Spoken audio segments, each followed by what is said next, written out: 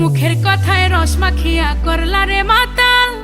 বাগদানের 1 বছর পূর্ণ হলো ছোট পর্দার জনপ্রিয় অভিনেত্রী তাসনিয়া ফারিন ও তার স্বামী শেখ রেজওয়ানের। গত বছর 11 আগস্ট ঘরোয়া আয়োজনে তাদের আকদ সম্পন্ন হয়েছে।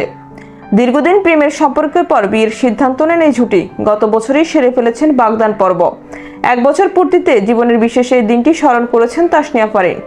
রোববার প্রথম প্রহরে শেখ রেজওয়ানের সঙ্গে 5টি ছবি নিজের ফেসবুক পেজে প্রকাশ করেন এই অভিনেত্রী। ঠিক 1 বছর আগে বাগদানের দিনে তোলা হয় এই ছবিগুলো। স্বামীর সঙ্গে সেই ছবি প্রকাশ করে মজাদার এক ক্যাপশন দিয়েছেন এই অভিনেত্রী। সেখানে তিনি লিখেছেন, তুমি হতে পারো একমাত্র শেখ যে কখনো পালাবে না। এরপর বাগদানের 1 বছর পূর্তিতে স্বামীকে শুভেচ্ছা জানান ফারিন, লেখেন সুখের 1 বছর। পাশাপাশি উল্লেখ করেন ছবিগুলো তাদের বাগদানের দিনেই তোলা।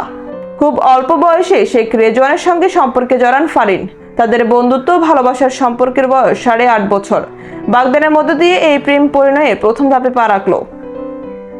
গত বছর স্বামীর প্রশংসা করে নিজেকে ভাগ্যবতী উল্লেখ করে এই অভিনেত্রী বলেছিলেন, আমার কাছে এখন অবিশ্বাস্য লাগছে, আমি একজন স্বামী পেয়েছি। আমার মনে হচ্ছে আমি সবচেয়ে ভাগ্যবতী মেয়ে।